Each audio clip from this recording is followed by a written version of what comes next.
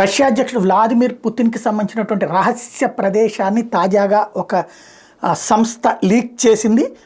అతని రహస్య భవన విషయాలు, ఇది ఇన్వెస్టిగేటివ్ సంస్థ ది డోసియర్ సెంటర్ సంపాదించిన వివరాలు మాస్కో టైమ్స్ పత్రిక కథనంగా ప్రచురించింది. ఫిన్లాండ్కి చెందిన 30 కిలోమీటర్ల దూరంలో, ఫిన్లాండ్కి 30 కిలోమీటర్ల దూరంలో ఉన్నటువంటి రష్యా సరిహద్దులో రిపబ్లిక్ ఆఫ్ కరేలినాలో ఇది ఉందట.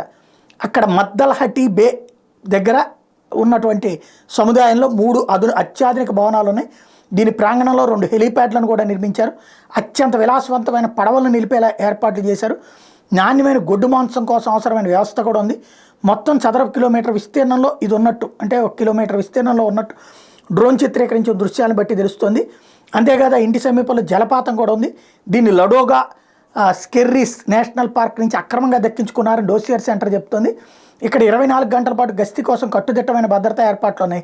వీటిని తప్పించుకుని డ్రోన్తో ఎట్లా చిత్రీకరించారనేది మాత్రం సంస్థ వెల్లడించలేదు. ఈ నిర్మాణం పుతిన్ ఆదేశం మేరకు దాదాపు 10 ఏళ్ల కిందటే మొదలైనట్టు రష్యా నాయకులు చెప్తుంటారు.